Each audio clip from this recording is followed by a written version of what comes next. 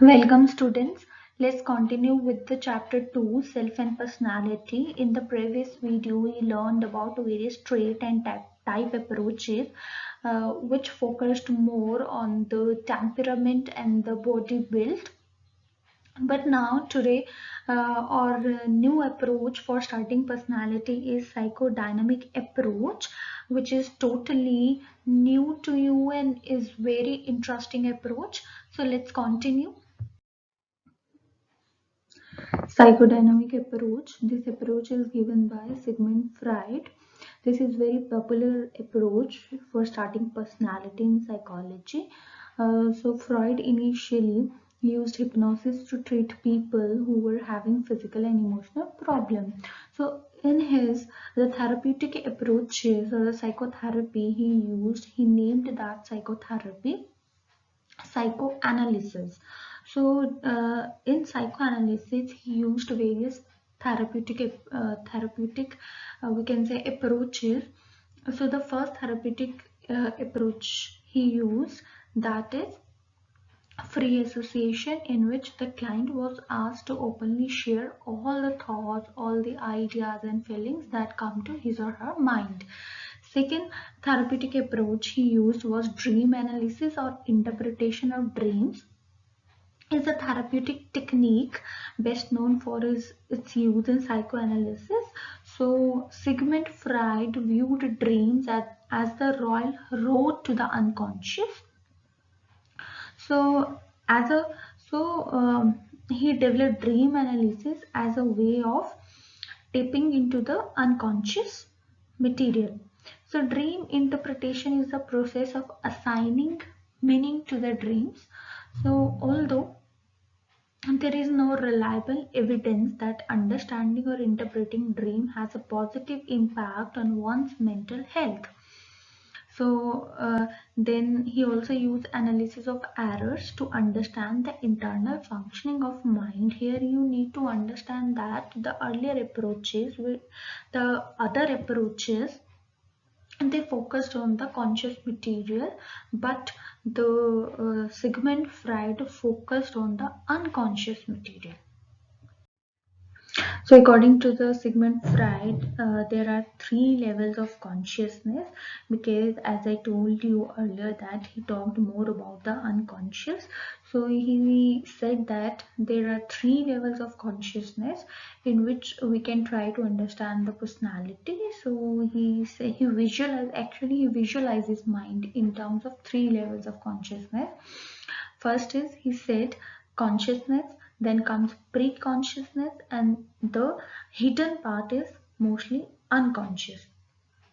So conscious, he said, the conscious mind includes all the thoughts, feelings and actions of people of which we are aware. That means awareness come into our conscious mind. Then next stage is the next level is pre-conscious. It includes mental activity of the people of which are aware only if we attend to it closely. That means if we pay attention or by some mental efforts we can reach to that level of mind, that is pre-conscious. Then the hidden part is unconscious. That means the mental activity that people are unaware of. Even the person who is suffering from some mental and emotional problem, even that person is himself or herself is not aware about his unconscious mind. This is totally repressed mind. So the therapeutic approach procedure he used, as I told in first slide, that he used the procedure psychoanalysis, the basic goal of which to bring the repressed unconscious material to the consciousness, thereby so that he can help the people or can help the people to live in a more self-aware and integrated manner, because according to him the emotional problems emerged from, or the mental disorders emerged from the unconscious mind, or the conflicts that goes in our unconscious mind, that is the result of our mental or emotional problems.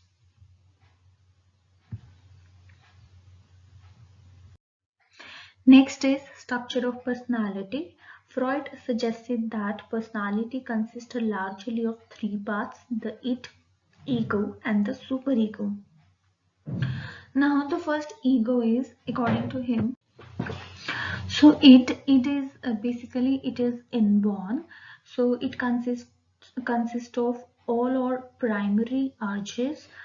Primitive urges or innate urges. So primary urges, as we read in the motivation theory, that our primary urges are uh, hunger, shelter, and sex. So these are the these includes various bodily needs, sexual desires, and aggressive, impulsive.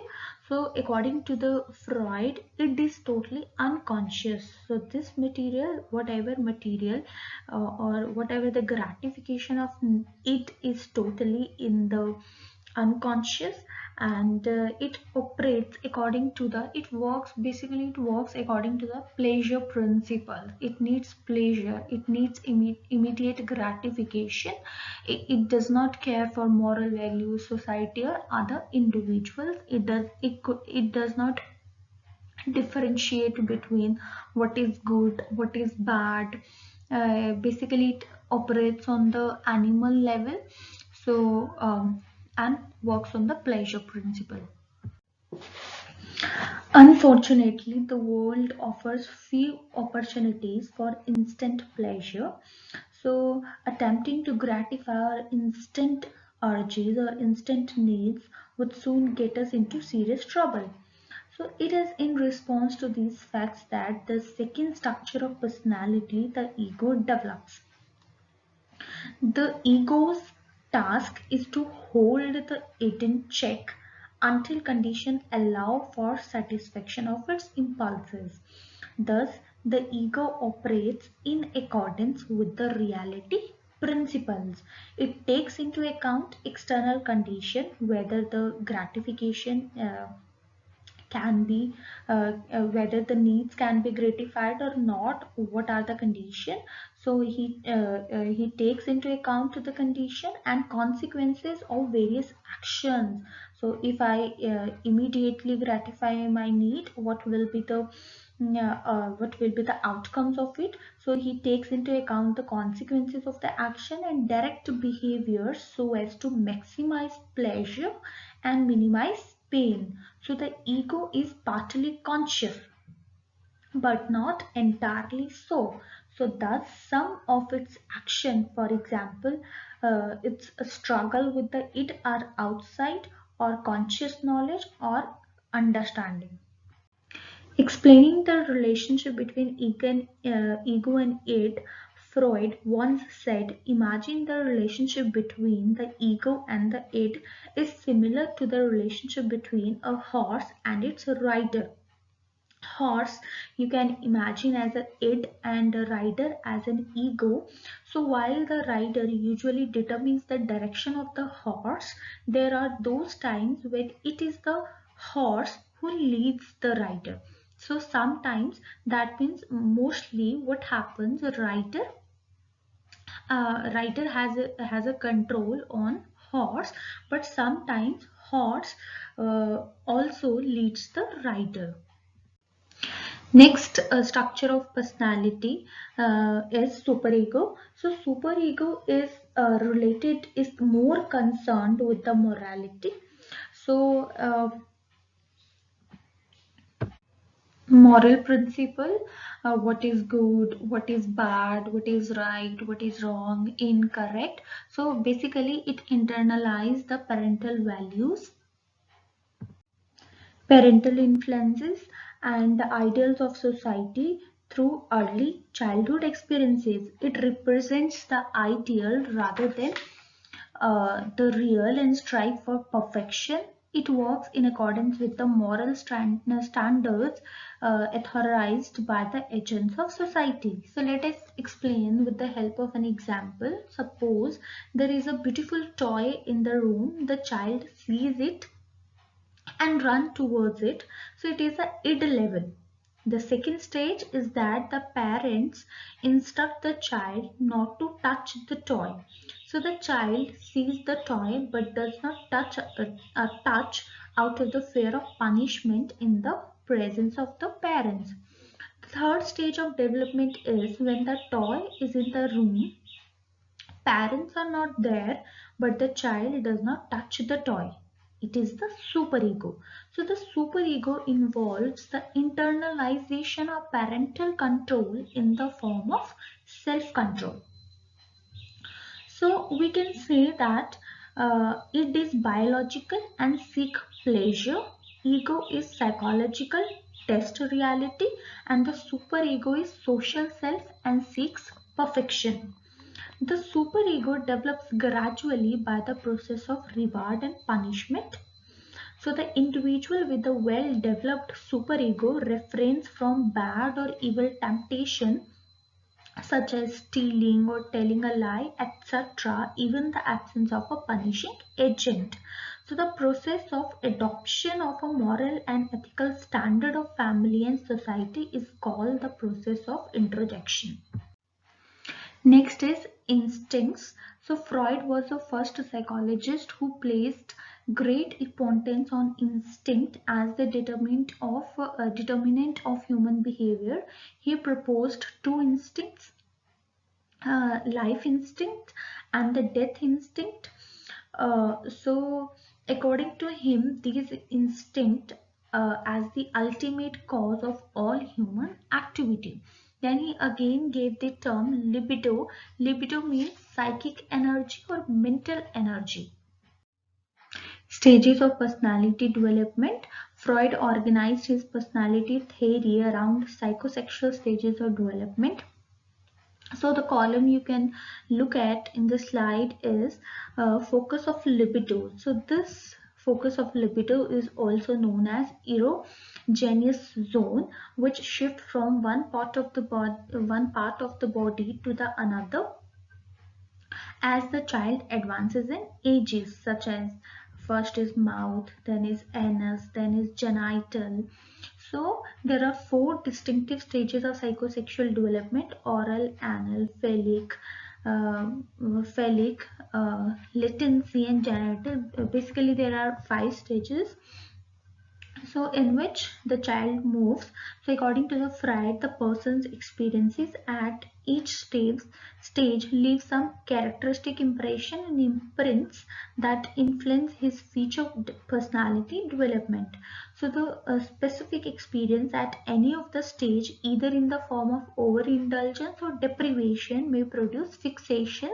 So fixation we will try to understand in the next slide. So in the oral stage, birth to about age 1, according to the Freud's theory, the infant obtain pleasure first by sucking and later by biting. So feeding and contact with the mother, mouthing new object, and even relief of teething pain by biting all helped to make the mouth the focus of pleasure during the first year. So baby given too little opportunity to suck or too much opportunity or made anxious about it may acquire an oral fixation, which in adulthood may foster excessive oral behavior. For example, taking in concrete forms such as smoking, or in psychological forms such as dependency, according to the Freud. Anal stage, ages 1 to 3, occurs when parents are toilet training their children and teaching them to avoid prohibited behavior connected with excretion. So at this time, the region around the anus become highly sensitive to the stimulation of holding on and letting go. So in our society, toilet training is ordinarily the child's first encounter with the authority, and the first time that it must be brought under control of the emerging ego. So the psychoanalytic theory holds that the first part of the anal stage involves pleasure from expulsion of feces, and the later part involves pleasure from retention. So Freud maintained that fixation at the Oral stage results in adult characteristics of messiness and disorder. Fixation at the later substage, that is at an anal stage, results in excessive compulsiveness, overconformity, and exaggerated self-control. Next stage is phallic stage. So after they master toileting, children grow more interested in their genitals. So in fact, Freud believed that genital become the major focus of sexual excitement in the phallic stage, ages 3 to 5. So it is also at this time that he felt children developed, some physical feelings, or mostly sexual feelings towards the parent of the opposite sex. So Freud called these thoughts and feelings in boys the Oedipus complex and in girls Electra complex. So Oedipus complex, after the mythical story of an Oedipus who unknowingly killed his father and married his mother. In girls, he called the thoughts and the feelings the Electra complex, after a girl who arranged for her mother to be murdered.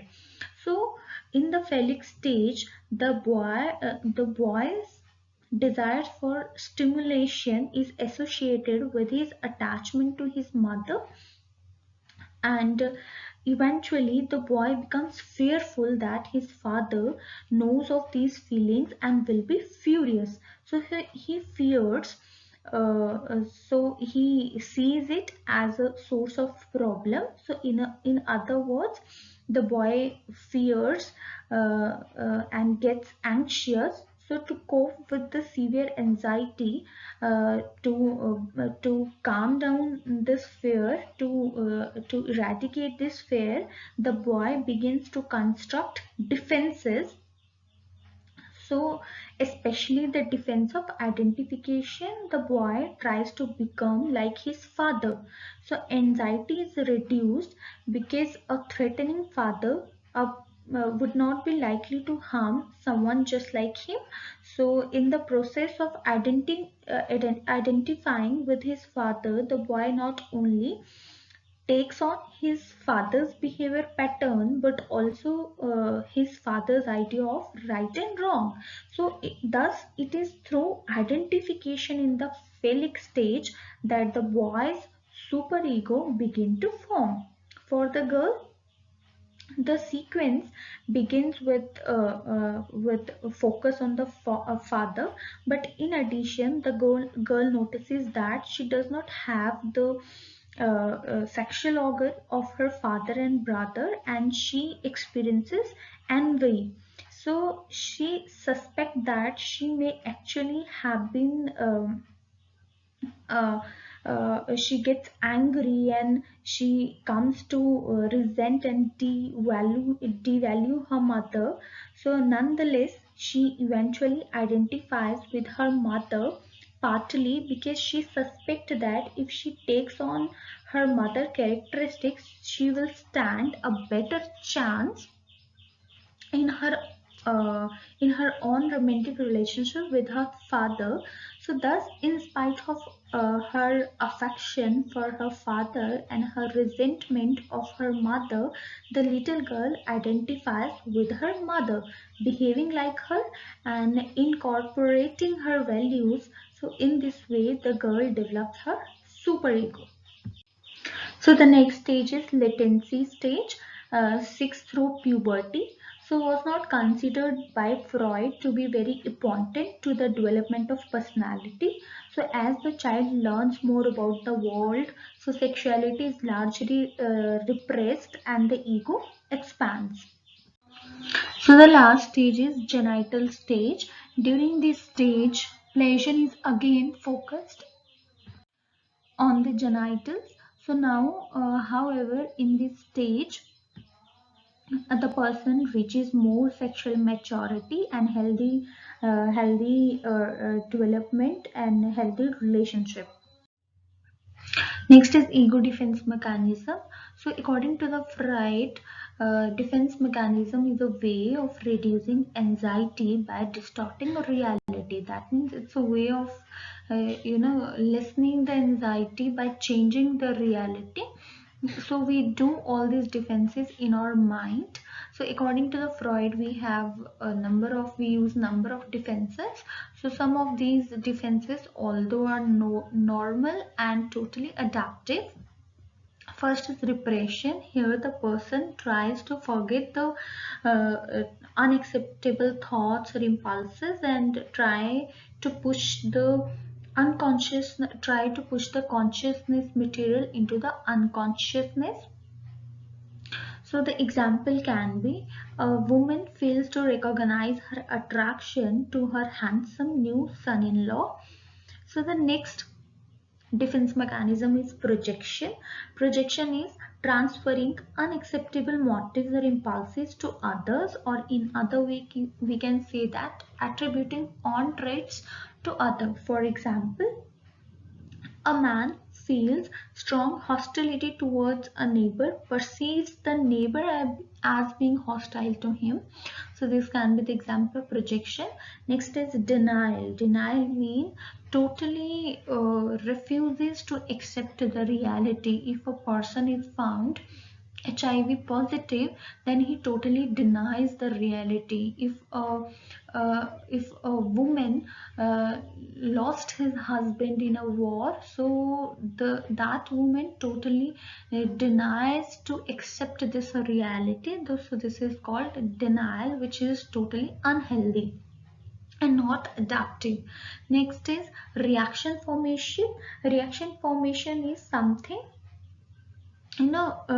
person tries to defend against anxiety by adopting behavior which are opposite to his or her true feelings. For example, if a person so the example of reaction formation can be, for example, you would be treating someone you strongly dislike in an excessively friendly manner in order to hide your true feelings. So why do people behave this way? So according to the Freud, they are using reaction formation as a defense mechanism to hide their true feelings by behaving in the exact opposite manner.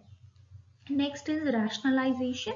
So rationalization means a person tries to make unreasonable things or behavior seem reasonable and acceptable.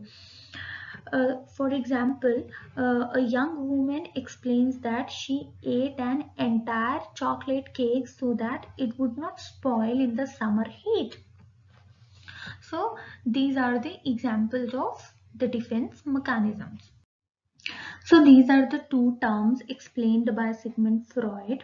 He said that as we read about the five psychosexual stages of personality, so according to the Freud, if the person or if the child gets stuck at one stage due to the overindulgence in one stage or due to the dependency on one stage, and is unable to move on further or unable to move on at the right time to the next stage, so in this situation the child's development gets arrested at an earlier stage, or this situation or this condition is known as fixation. So the next is regression. Regression means uh, returning to an earlier stage of development. For example, if a person finds very difficult to deal with the new stage or find it very difficult to moving on a next stage, so the conflicts arises, so he move on or shift to an earlier age or the stage of development that is less than adequate. So in this stage or in this situation, people display behavior typically of a less mature stage of development. For example, if the person is at the genital stage, but still he is behaving like the child at a latency stage. So this stage is known as regression. So that's all about psychodynamic approach.